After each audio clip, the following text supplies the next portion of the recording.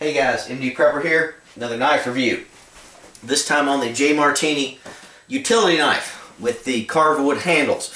Got this recently after picking up my first Marttiini blade from Smoky Mountain Knife Works. Loved it a lot and thought enough about it to pick up another one, just try it out. Like it a lot so far. Have not used it a whole lot, just for general purpose around the house and backyard, that type stuff. But like it a lot. Got it from Smoky Mountain Knife Works for about $14.99. These tend to run $15 to $20 a piece, somewhere like that, maybe a little more. The wood handles are going to cost you a little more overall than the rubberized grips. I'm going to talk about that here in a minute. But let's just talk about this one first, then we're going to do the comparison blades, all that. So, this is the utility knife. It looks just like a Mora, as you can clearly see from the blade on it. Almost the exact same size blade. For all intents and purposes, for length of the blade and all that, it is a Mora.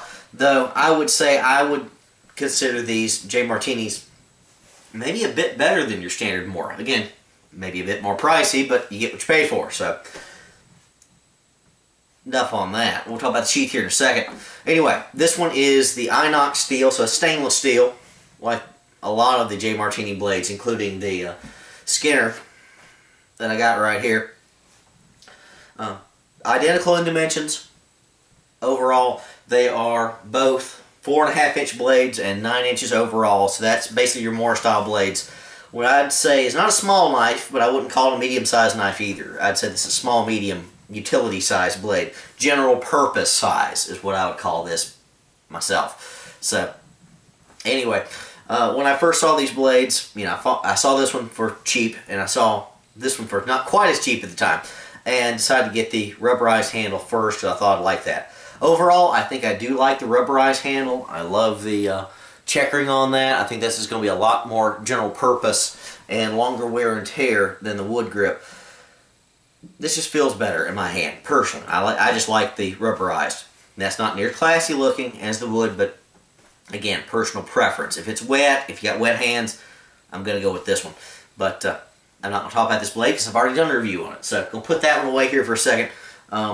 First, obviously the blade styles are different. This one's got more of a belly to it for skinning and all that. And this is more of your Mora style Puko blade.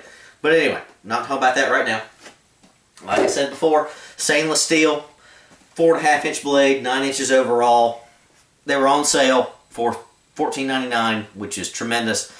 Blade is very nice, well polished. Not as well polished and shiny as the Skinner, but still, very nice blade. Hopefully you can see that on the camera there. Of course, you got the Marttiini etching on it and the inox. Don't know how well you can see that. Got a nice little finger guard here up front so your hand doesn't slip forward of the blade like your classic Moras and all that. That can be a concern. As I said before, my other review, this is not metal. It's plastic. It looks metal. It's not. Okay. Now, is there anything wrong with plastic? So, well, that's cheap. Well, yeah, it is. That keeps the cost of the blade down. So that's not necessarily a bad thing. Most of the Mora knife beyond the blade is all plastic or rubber or something like that. So people love those. There's some jimping, little 3 ribs there on the back of that. I'm not a huge fan of jimping, personally. That's okay. If you like it or not, that's fine. I don't hold a blade like that. If I'm going to hold it for finer work, I'm going to put my finger up on the blade somewhere like that. Just not back here. That's me. So, that's fine. A little mild imperfection on this blade. It looks like there's a little bit of glue they use to attach. I don't know if it's the handles, the grip here, or the guard. Little dot. Let's see if you can see that. Right there. Don't know if you can or not. Mild imperfection, but for a $15 blade, I cannot and will not complain. Now, wooden grips. Well, a lot of folks are friends of that and fans of that, and of course, you can do like a lot of guys and put extra cuts in there for extra grip and all that on either side. I just don't like the idea of doing that. I want my blade to have a good grip when I buy it. So, of course, you've got the Marttiini of Finland emblem here. A little bit of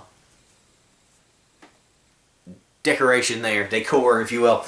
On the back side, you've got some checkering. That's decent. That's okay. But I wish it was on both sides of the blade without this. Personally, that's just me. Metal checkering is okay, but I don't think it's as nice as the rubberized grip here. Now you can get the same blade and rubberized. They just had it for the same price. I could have gotten the rubberized for 15 bucks. I already had the rubberized. I wanted to see what the wood looked like. So anyway, I'm not knocking it. Personal preference. I just think the rubberized grips here are going to be better for general purpose use. Whatever you want, who cares? Of course, you could finish these up with some linseed oil and all that. Again, you've got the guard up front. You've got the swell on the back side so that your hand's not going to slip this way either, which I think is tremendous. I think it's a great improvement, advantage over the Mora. I'm going to show you some Moras here in a second. Now, with most Moras tend to be about what I say is a third or so tang. This thing with my magnet appears to be full tang. Now, I don't know if this is a little skinny, little thin piece of metal through the length of it. Don't know. I've not pulled one apart, and sadly, I have to say I have not done my homework on that. But overall, as a beater blade, I think this is going to be better than your Mora just because you got more blade on this. You got more steel in the grip. So, what do you think about that? Sheath, leather, relatively cheap brown leather. My other one was black. It's okay. It's going to be fine. The inside, like the other one, has got a plastic insert deep down inside, which I guarantee you cannot see. But down about there or so, right about there, yeah, there, I guess. You've got a plastic insert so that your blade tip is not going to push out the side of this thing accidentally when you're putting it in there.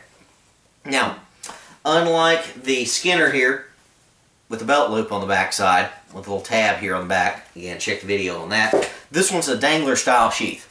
Now, I'll show you that close up. There's your ring, there's your dangler style option. I'm not a fan of dangler style sheaths overall. Now, I don't say they're bad, I'm not going to, but they're just not my favorite. I just like secured firmly to my belt. Personally, just because I've done more of that. It's just experience. You could comment, please do, about your comments on, and feelings, on the dangler sheath. That's fine. I've got other dangler sheaths, but I just prefer the firmer attachment. Just me, personal preference. Of course, got stitching all here. This is folded over here on the back side. And you got brass rivets there, and J. Marttiini symbol. So that's very nice. It's decent. It's not the best sheath in the world, nor is it the worst. It's functional. This is going to last a while. So, enough on that. Now, let's compare this to your standard Mora. This is one of the Mora clippers I've got, and I'm going to do some more vids at some point, but we're not talking about Moras today. This is a carbon steel blade compared to the stainless. You can tell here, there's a little bit of difference in the blade. Let's put these close together. They are almost identical in length. Thickness is almost identical, a little thicker with the Marttiini blade. This one, you've got a little more of a clip angle here on this part. This one's straight.